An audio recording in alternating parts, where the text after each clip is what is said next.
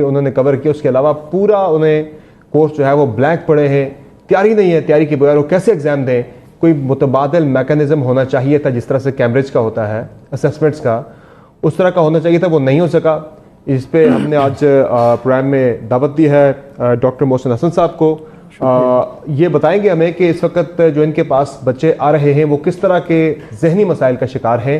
اور جبران ناصر صاحب نے ہمیں جوائن کیا ہے, جو کہ طلباء کے وکیل ہیں. بڑے فورسفلی زبردست طریقے سے انہوں نے طلباء کے مسائل کو اجاگر کیا, وہ کہ گورنمنٹ اس پہ ابھی تک نہیں ہلی, نہیں مانی. ڈاکٹر صاحب ذرا بتائیے گا کہ آپ کے پاس جو آ رہے ہیں اسٹوڈنٹس, آپ بتا رہے تھے کہ بڑے سخت وہ ذہنی کرب میں مبتلا ہیں اس ایگزام کی پالیسی کی وجہ سے, کیا کہہ رہے ہیں اسٹوڈنٹس آپ کے پاس آتے ہیں؟ بسم اللہ الرحمن الرحیم. پہلے تو بہت شکریہ کہ آپ نے انوائٹ کیا, اور یہ بہت امپورٹنٹ ٹاپک ہے. پچھلے ایک ماہ سے کچھ کیسز, کافی زیادہ کیسز میں نے دیکھے بچوں کے, پیرنٹس کی بھی مجھے کالز آئیں, میسیجز آئے, اور اس میں کچھ ایموشنل چینجز, بیہیویئر چینجز اور فزیکل سائن اینڈ سمٹمس, جیسے کہ sadness, feeling of sadness, hope lessons, help lessons, anxiety, frustration, اور اس کے علاوہ آپ کی اریٹیشن.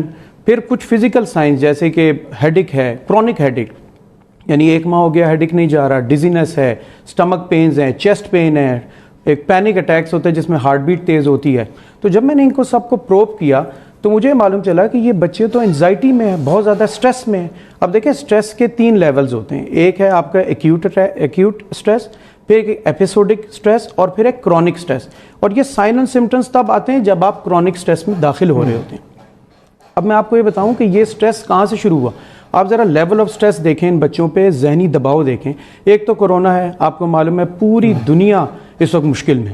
اوپر سے جیسے گورنمنٹ کی نیوز آتی ہے اتنی ڈیتھس ہو گئے ہیں ہاسپٹل میں, اتنی ڈیتھس ہو رہی ہیں, ہمارے پاس بیڈز نہیں ہیں, وینٹیلیٹرس میں, ایک یہ سٹریس ہے بچوں پہ. پھر یہ بچے بیچارے جا رہے ہیں ایگزام کے لیے, انہیں پوری طرح ہم نے تیار کر دیا کہ آپ ایگزام دیں. پہلے تو ان کے کورسز مکمل نہیں ہیں. اب یہ میں سارے طلبہ کی بات کروں جس میں matric, F S C, O level, A levels ہیں. یہ جو ایف ایس سی ہے اور میٹرک ہے, ان بیچاروں کی تو پریکٹیکل ہی نہیں ہوئے, انہوں نے تو لیبس کی دیکھا ہی نہیں ہے. او لیول, اے لیول جو ہے یہ کانسیپشنل ان کی ہے, یہ کیسے ایگزام سے بھاگ سکتے ہیں. تو ایک تو ان پہ بیچاروں پہ ہم نے یہ کہہ دیا کہ آپ ایگزام سے بھاگ گئے, جس سے یہ اور مبتلا ہو گیا کہ ہم نے تو ایسا کہا ہی نہیں, اور ہم نے لیک آف ٹرسٹ شو کیا اپنی یوتھ پر, کیونکہ یہی ہمارا مستقبل ہے. تو ہم نے پھر یہ ایگزام میں جب بالکل تیار ہو گئے تو پتہ چلا کہ اب ایگزام نہیں ہوں گے.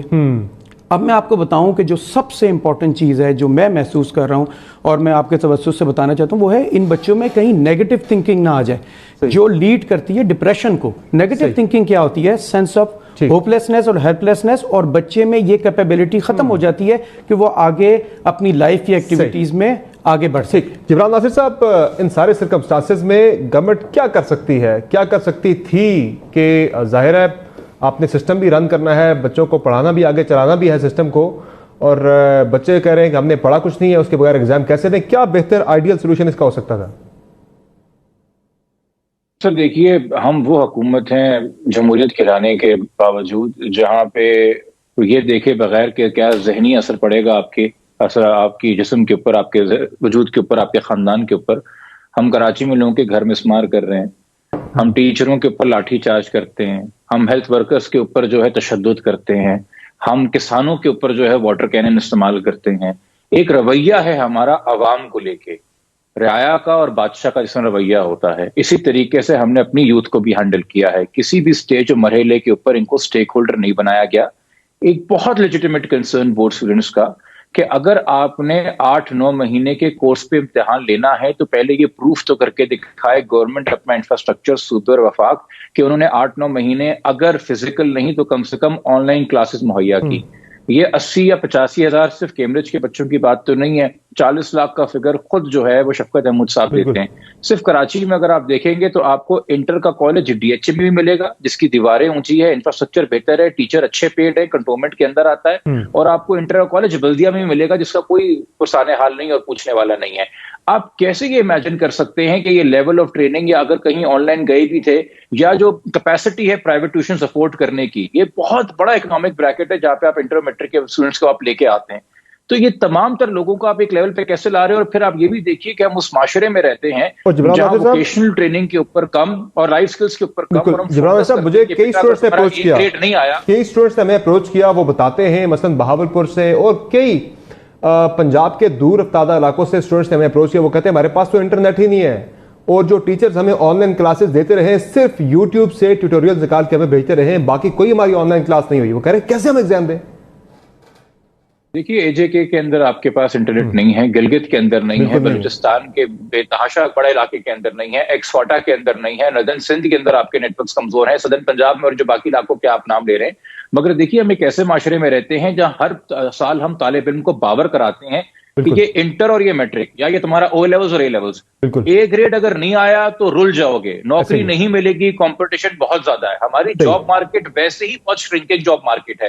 اب یہ جو پریشر کی بات ڈاکٹر صاحب کر رہے ہیں وہ تمام تر انزائٹی اپنے مستقبل کو لے کے ہے, جس کے اوپر کوئی سوال کا جواب دینے کے لیے مؤثر طریقے سے ڈاکٹر صاحب ذرا سولوشن تیار نہیں. ٹھیک ہے, سولوشن بتا دیکھیں میں ایک جلدی سے بتا دوں آپ کو کہ جو ایک کیمبرج یونیورسٹی کی سٹڈی ہے جو کہ پبلش ہوئی ہے جنوری 2001 میں, اور بڑی میں آپ کو مزیدار بتاؤں یہ پاکستانی اسٹوڈنٹس پہ انہوں نے کی ہے, اور انہوں نے بتایا ہے کہ جو 45% پاکستان کا جو ٹین ایجرز ہے اس میں انہوں نے بتایا 45% یہ سٹریس اور ڈپریشن میں ہیں.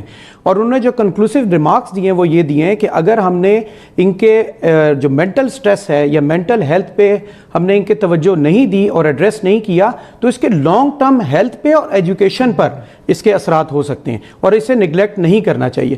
دنیا بھر میں جو پالیسیز بنتی ہیں اس میں سب سے پہلے بچوں کے حوالے سے بات کر رہا ہوں کہ سب سے پہلے بچوں کی ہیلتھ کو فوکس کیا جاتا ہے. یعنی میرا ذہن یہ تھا سب کچھ ایسا ہی ہے, صحت ہے تو سب کچھ ہے, بجائے اس کے ہم کووڈ کا سوچتے ہیں ہم یہ دیکھتے ہیں کہ ان بچوں کی مینٹل سٹریس ان کو کتنا ہوگا. اور ایک میں آپ کو بات بتاؤں, میں بچوں کو ویکسین کرتا ہوں تو مائیں جیسی بچوں کو ویکسین لگتی ہے تو اپنے سینے سے لگا لیتے ہیں. میرا یہ کہنا ہے, میں جذباتی ہو رہا ہوں کہ اس ریاست کو بھی چاہیے یہ ان کے بچوں کی طرح ہیں, اور ریاست ماں ہوتی ہے, یہ اپنے سینے سے ان بچوں کو لگائیں. میں جس طرح کا سٹریس دیکھ رہا ہوں میں آپ کو بتا نہیں سکتا کہ میں کچھ چیزیں ایسی ہیں جو میں کہہ نہیں سکتا. بچوں میں دیکھتے ہیں آپ کے پاس, دیکھیں میں 30 to 35% جو ٹینز ہیں جن میں یہ آ رہا ہے ان میں ساری جتنی وجوہات جب پروب ہم کرتے ہیں اس کو یا اس کو دیکھتے ہیں تو وہ سائن اینڈ سمٹمز, یہ انزائٹی, پینک اٹیک اور یہ اس کے سٹریس کے ہمیں ملتے ہیں. اور میں یہ ڈرتا ہوں کہ یہ بچے ڈپریشن میں نہ چلے جائیں. اور کچھ بچے ایسے ہیں جو سوسائڈل سمٹمز بھی ہیں ان میں, اور انہوں نے کوشش بھی کی ہے لیکن اس کو میں مجھے بھی جتنے اسٹوڈنٹس نے اپروچ کیا وہ بہت ہی خطرناک باتیں کرتے ہیں, بڑی خوفناک باتیں کرتے ہیں. گورنمنٹ کو یہ دیکھنا چاہیے, بڑی ویک اپ کال جس طرح ڈاکٹر صاحب بتا رہے ہیں, اپنے مستقبل کو ہم اپنے ہاتھوں سے تباہ کر رہے ہیں. یہ بچے ہمارے روشن مستقبل کی ضمانت ہے, ہمیں ان کا خیال رکھنا چاہیے. ان کی صحت پہلے ہے, باقی سے ساری بات میں اجازت دیجیے. اللہ حافظ. دوستو اگر آپ کو ہماری ویڈیو اچھی لگے تو حوصلہ افزائی کے لیے ہماری ویڈیو کو لائک کریں, شیئر کریں, کمنٹس دیں اور ہمارے چینل کو سبسکرائب کریں. پاکستان زندہ باد.